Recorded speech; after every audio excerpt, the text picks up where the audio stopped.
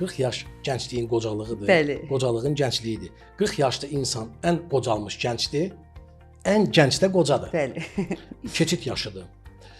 Uşağın 40-ı, ölənin 40-ı, 40 gün toy, 40-ın ölünün gorunda çalar. Bəli. 40 yaş, 40 ilə bağlı məsələlər var. Və kifayət qədər çox adam var 40 yaşı keçirmir.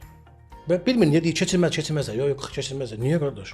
Niyə xanım? Yox, 40 yaş keçirmirlər. Amma kim də demiş niyə? Yenə düşməzi var. Ha, indi baxın. İndi açıqlamasını verirəm.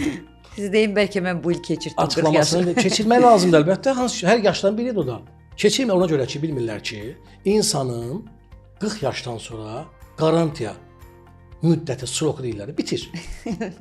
Bu nədir? Deməyim belə. Bu nədir? Bəli. Bax, gedirsiniz maşın almağa, Bəli. avtomobil almağa. Bəli. Avtomobil alan satın deyirlər ki, buyurun, pulunu versən. Deyirsiniz nə? Deyir 5 il qarantiya veririk. Deyirsən mən neyniyim maşını 5 ildən sonra? Deyir imkanlı adamsansa, Sat dəyiş görürsən. bir dənə yenisini götür ki, səni incitməsin. İnsan da 40-dan sonra artıq o təbii verilən qarantiya bitir. Ondan sonra insanın necə özünə o ehtiyat hissələrinə baxıbsa, Bəli. onlar onun sözünə ilə baxır. 40-dan sonra yavaş-yavaş insanların çantasından təzyiq dərmanı çıxır.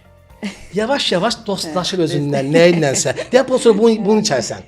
Özü də bir məsləhət ver həkim kimi hamı. Mən onu bunu deyirəm. Ayağın ağrıysa bunu sürtərsən. Onu qab bilmirsən haran nədir? Böyrəyim sancı, böyrəyə tapırsan yavaş-yavaş. Bəli. Elə yerlən sancı heç oradan ağ saçmayıb səni. 40-dan sonra. Çünki qarantiya bitib.